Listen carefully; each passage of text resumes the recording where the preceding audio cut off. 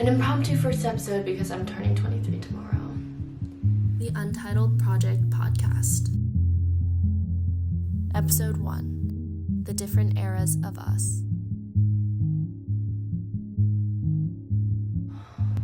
I have some thoughts on that. Guys, today I want to talk about change. When I was 5 years old, I started playing the piano. My mom wanted to teach me discipline. I'd have to play an hour of piano before I could start my homework, before hanging out with friends, every day, from like 5 years old to, when did I stop? I think I was 16 when I stopped. Piano became a pretty big part of my identity. Signed up for talent shows in elementary school and middle school. I would learn the songs that I thought were cool, and then I would perform them. And pretty soon I was the piano girl. I'm telling you this because recently I went home for 2 weeks. I just came back yesterday, but when I was home, I saw that piano that I played growing up, that I hadn't played in years. And for a brief second, it felt like I could see all the versions of myself that played the piano growing up. Sitting at that bench, practicing or procrastinating, or even lying down on the bench when I really just didn't want to play anymore, and I would use the bench to kind of stretch my back.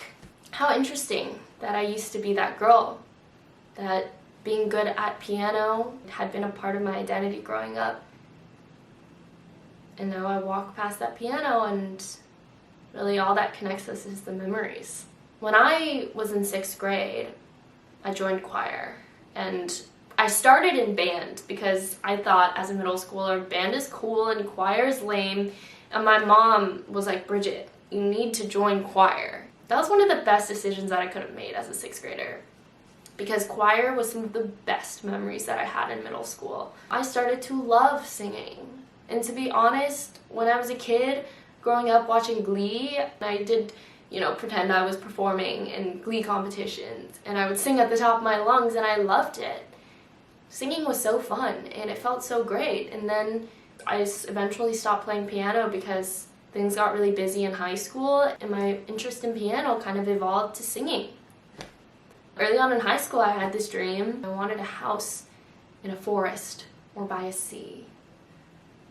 I wanted a music room with guitars, microphones, and I wanted to be a musician. Well, then I graduated from that too.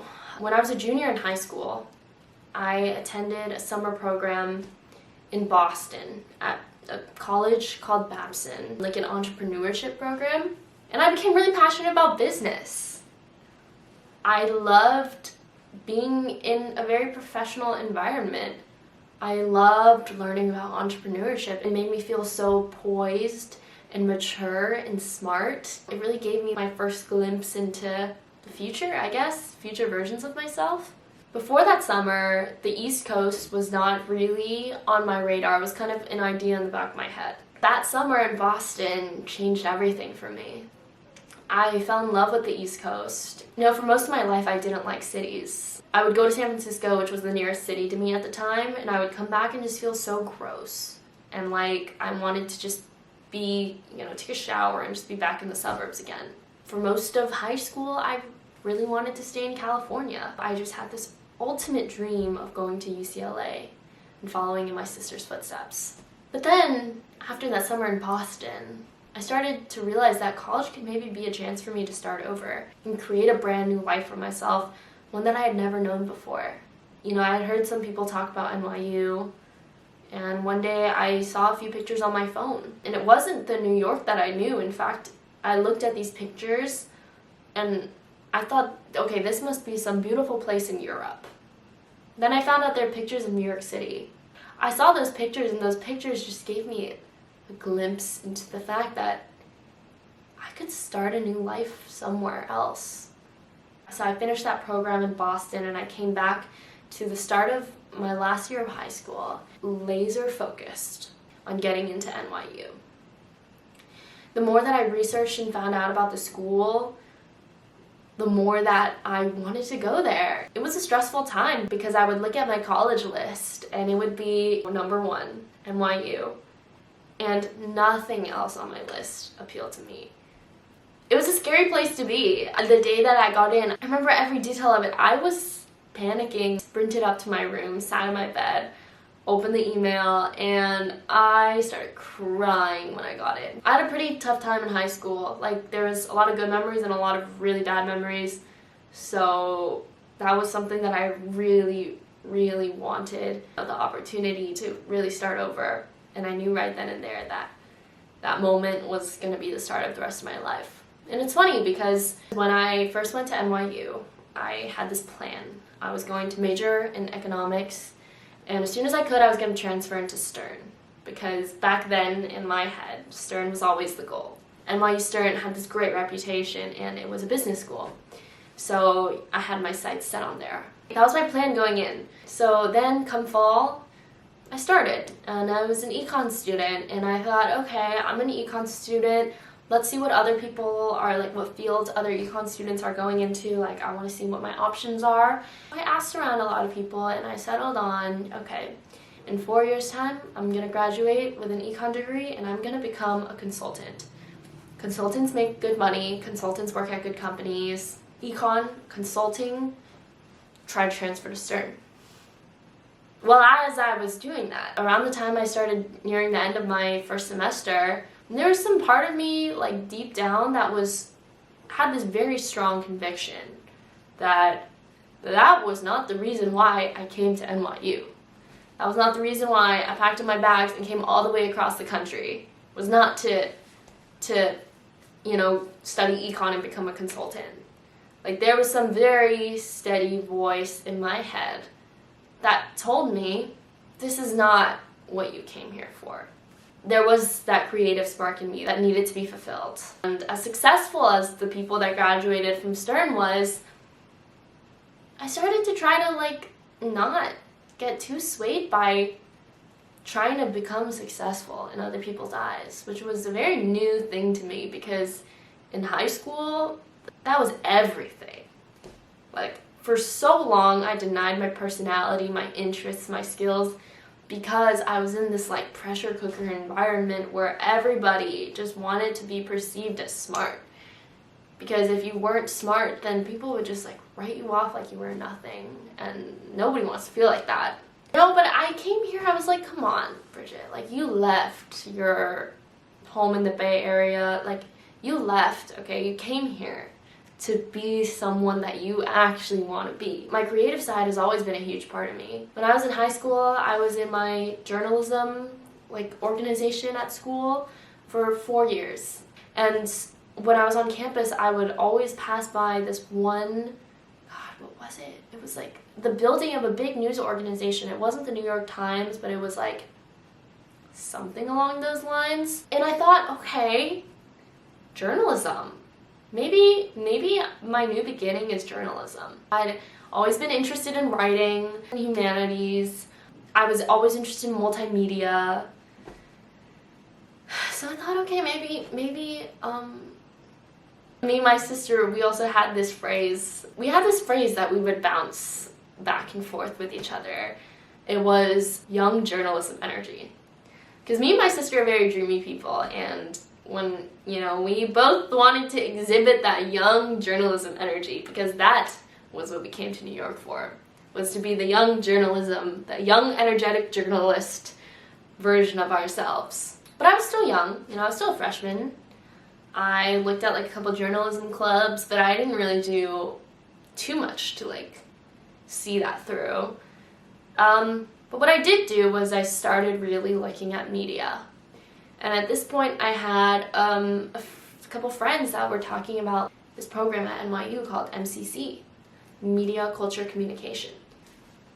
And the more that I looked at it, the more I became pretty interested in the major. I started looking at okay, what does media even entail? And what I liked about it was that it was so open-ended. You can do corporate communications, you can do PR, you can do design stuff, you can do marketing, you can pivot to film, journalism. They all fall under the umbrella, I guess, of media, culture, and communication.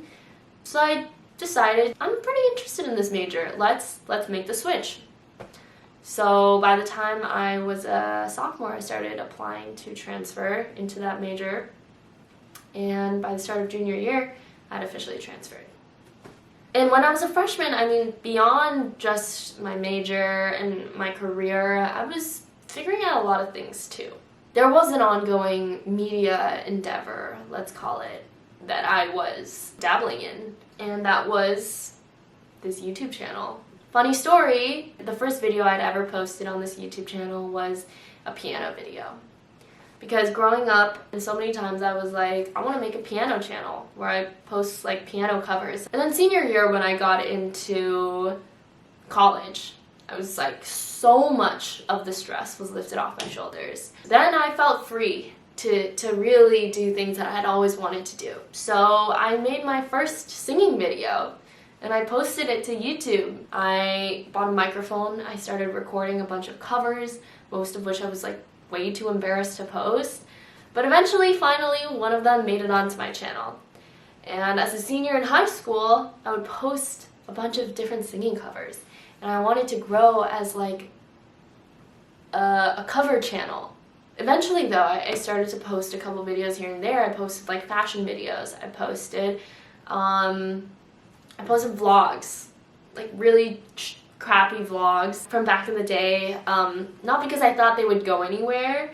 I was so new to the skill of vlogging and editing, purely for memories. This first video podcast was recorded with a Joby Wave Plus, and this pairs with my Canon M50 for a very lightweight, easy-to-use mic. It automatically switches on and off with the camera, which is great for saving battery life, but also making sure you never miss any audio by forgetting to turn it on. It has a headphone feature that makes it really easy to monitor background noise, and there's also a high-pass filter to eliminate low noises. They also have a second track for safety, and they have an LED traffic light system to always show you how much battery the microphone has. So highly recommend, super helpful, super happy with it. When I got into NYU, I knew that this YouTube channel was something that went like hand in hand with moving to New York. But it took me a while to kind of get into that because like, gosh, freshman year was so chaotic. It was like staying up to like 3 a.m. most nights, hanging out with people, making new friends, most of which I don't even talk to anymore.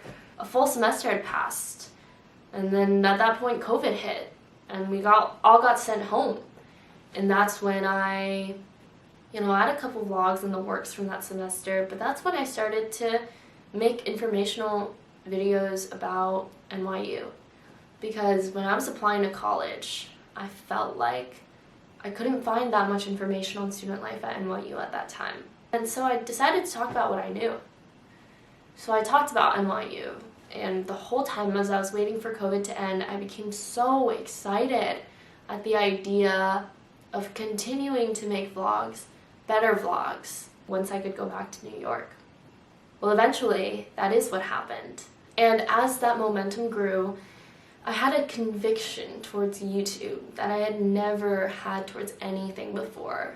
That conviction and that passion for making videos was something that got me through multiple years of posting when nobody watched my stuff, back when I had like 100 subscribers less, even to a point where I suddenly had like close to 40,000 subscribers. For most of college, I would spend the weekends at home editing, but I just felt so like I had found this thing that I was so passionate about.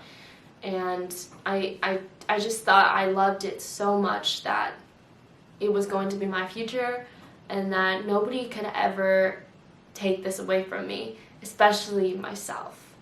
It was starting like March of 2020 that I had started to make videos in my room and spend my free time outside of school editing and posting and trying to post 2 videos a week, and started looking up how to grow your YouTube channel, how to come up with titles and how to make thumbnails and how to edit, how to color grade, all those things. I would say that started around March of 2020 when I was a freshman in college. And that would go pretty much solidly continuing through probably to the end of December 2023. Consecutive posting. Pretty much. It was not like a linear trajectory But even in the times that were hard, I wanted to continue. I just finally felt this thing that I felt so much conviction towards. It really fulfilled something deeper within me to make YouTube videos. And I truly thought that I had found what I was going to do for the rest of my life. Just like I thought I had found it through music, and then through business, and then now through this YouTube channel. I had this whole life envisioned for myself. The first time that I got an opportunity to make money and to work with brand, the first time that I hit my 20K, the first time that I would see sometimes my numbers rising by the thousands per day, which can or cannot be a lot in the YouTube world. I just started seeing this future for myself where I would keep doing this. When I graduate, I'd get this luxury apartment and I would live alone and I would just make vlogs about life and anything that I felt was worth sharing. I loved being able to tell my own stories. I feel like that's all it boils down to at the end of the day, was having a medium to express myself. I think my whole life, that is something I've been looking for. And I thought I found it. For years, I thought I found it. When I was a junior in college, I was growing my YouTube channel. That's when I first started to see some success, finally. The fruits of my labor for the past 2 years really starting to come to fruition.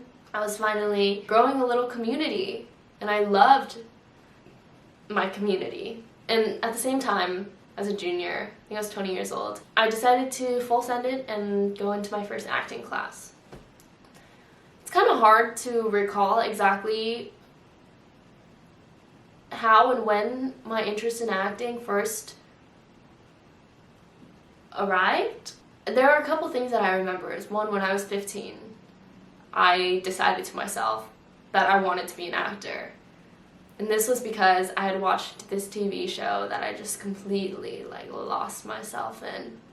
And I came out of it, and naturally I was depressed. I would get this depression a lot after I would finish shows, because I just felt like I was really part of that world, and when it ended I felt like I just got abandoned. So when I was 15, that happened to me again, and I was like, how do I fix this? And that's when I got this brilliant idea, this light bulb idea. Okay, I want to be an actor. And then the next thing I remember is when I was a freshman in college. We're going back to my econ major. This was before we got sent home for COVID. I was talking to my roommate who was in Tisch drama. She was an actress. I was telling her kind of my woes about how okay, I'm this econ girl, this wannabe consultant. I think this is what I want to do, but at the same time, am I just doing this because this is exactly what my older sister did? That's the only thing that I've already seen someone do. Because truly deep down, I was like, do I really want this? Because to be honest, no. Yeah, well, she asked me, so what do you want to do? And I remember in my head, I thought, well, I want to do what you do. I want to be an actor, actress. I didn't say that though, because I was too embarrassed. I was like, this girl's a Tish, she's the real deal. She's not gonna believe me if I say I want to be an actor. Anyway, junior year of college, I looked myself in the mirror and I said, well, it's now or never. Do you want to do it or not? And so I went ahead and I signed up for my first acting class. I was so nervous for that first acting class. I was sick to my stomach on that day. I didn't know if they were gonna make us show up and start acting like animals. I don't know. I showed up to my first acting class and I've been in acting classes ever since. I had also watched a lot of movies growing up. My dad was this huge movie fanatic. He would show me a lot, and I became really interested in movies growing up. As I started editing with YouTube, I started playing with things like color grading and score and different angles, types of shots, and different ways of storytelling, and I really started to see the connection. There was a voice in my head that was growing that was telling me, I don't just want to make vlogs, I want to make movies one day. Thus, really opening another door into the world of film. I studied from a school perspective. I tacked on this minor in producing for film, but I didn't really get hands-on with film work, like going on sets and doing set work until like my senior year of college. My roommate that I moved in with, she was like my biggest film connection. The first big set that she brought me on was like her student thesis film. From then I started going on like movie sets when I could. I would try different gigs like line producer. I did like some like sound like boom op. I went on as like a background character extra for like a music video, and I started taking more interesting classes for my like film minor. I started taking screenwriting classes. I took like my own like little film production class where we went out and shot films. But I had this growing interest in film, and pretty soon vlogging just wasn't cutting it for me as much as it used to. I thought I was going to be a YouTube creator. Okay, I saw this life where I would graduate from college and I would do it full time all the way up until like my 30s, and I would, you know, meet other YouTube creators, and I would go to events and just live that YouTuber life. Around the time that I was a senior, going into my last semester of college, something happened that not only made me rethink like what my purpose was anymore, but also made me rethink the whole concept of purpose. And while I felt like I had mastered this routine of like creating YouTube videos and posting them and trying to grow an audience and grow a personal style, I kind of for the first time started to realize that I was so early in my life that there was so little that I knew about the world around me and about what these huge concepts such as purpose was. Yes, I had this conviction towards becoming a YouTuber for like years. That was something I prided myself in, was the fact that I knew. And I truly thought that I did. And then one day I started realizing, I guess, just how much that I don't know about anything. About myself, about the world, about what I want. 1 week would go by and I wouldn't post, and then 2 weeks would go by and I wouldn't post, and then months. Eventually, my YouTube channel started to become kind of like a ghost of myself. Like the past versions of myself preserved. There's this one song by one of my favorite artists that talks about like if your life was a museum and every exhibit was like a previous version of yourself and what it would be like to walk through that museum. That's what my YouTube channel started to feel like. Letting go of that part of me for now, who knows what will change in the future. It's been quite hard. A lot of times I see New York through the lens of a camera. And it kind of does break my heart sometimes when I think about it, because I do miss it. I feel like I always had hopes that this is a hiatus, and I'm gonna go back to it. But if I'm being honest, I have changed. And instead of seeing it like a chapter that has ended, I've started to see it more like a chapter that has unfolded into a new chapter. Like a door opener. 1 year ago, I'm about 1 month out from graduating from college.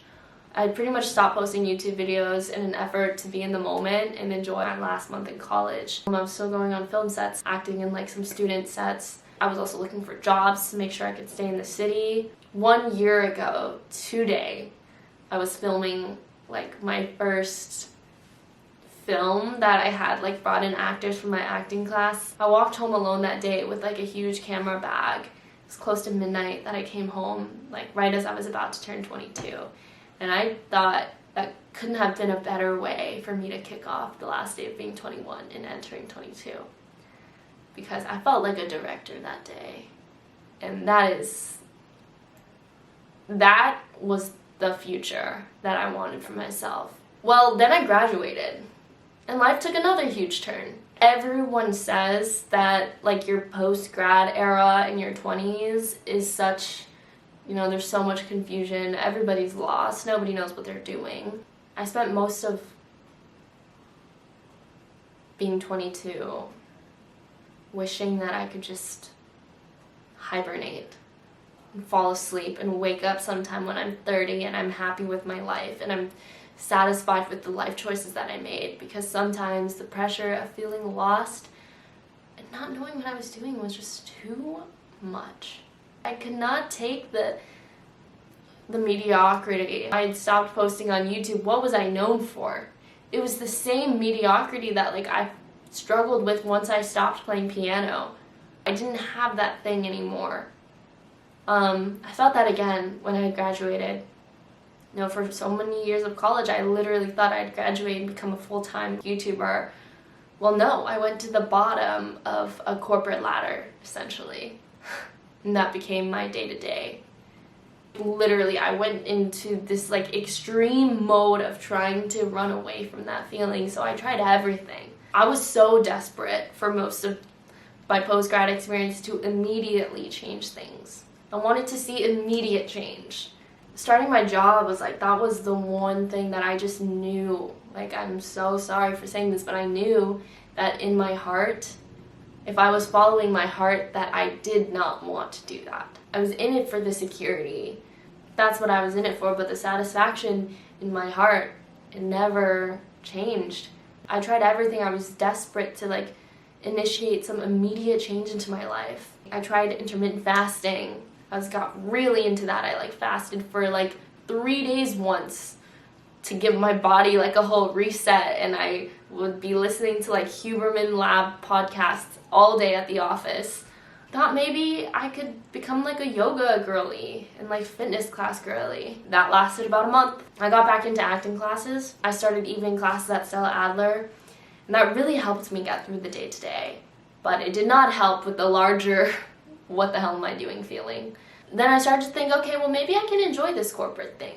Let's start planning some vacations. Until I realized that they're just really expensive, really short escapes from reality, and that I didn't want to feel depressed after a vacation ended. And that I didn't want that, those couple of days a year to be my only source of happiness. Then at the start of the year, I tried something new. I tried to return to the self that I was in college, posting weekly vlogs on YouTube, because I just so desperately wanted something to work again. I wanted something to click. The way that it had for me went back in college when I was making videos, because I was just so uncomfortable with this feeling of being lost. Well, let me tell you something. When I went home this time, my sister told me something, and it really stuck with me. She said that, it's much better to not know where you're going than to know you're going down a path that you don't want to end up in. So to be honest, I'm making this video because I am turning 23 in 3 hours. When we're young, our birthdays are some of the best days of our lives. But as we get older, they start to become sometimes a little more sad. We see older versions of ourselves that are leaving, like the girl that would practice piano every day for an hour. Every birthday we celebrate is like a symbol of our previous selves also dying. Does that sound really depressing? But today, I want to celebrate. I want to make a tribute to all the past versions of myself. The girl that made my first YouTube video was the girl that realized she wanted to do film. The girl that watched films was the girl that realized she wants to be an actor. The girl that wanted to go to NYU was the one that realized she wanted to live life on her own terms, doing the things that feel important to her.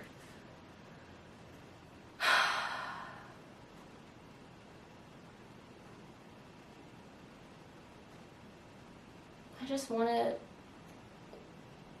give a tribute to all those versions of myself, and I want you to take a moment to honor all the past versions of yourself as well, and to most importantly remember that they are not gone. They are still a part of you, and that every past version of you needed to happen and needed to give way to the person that you are today. I am both excited and proud to be alive right now in this very moment. I want to celebrate all the past versions of myself. Point is, everything you're doing is planting a seed for a future version of you to one day sprout and grow. So that's what I wanted to talk about in today's video. Well, anyway, happy birthday to me. I'm turning 23 in 3 hours. So thank you guys so much for listening today. And I can't wait for you all to tune back in to another episode.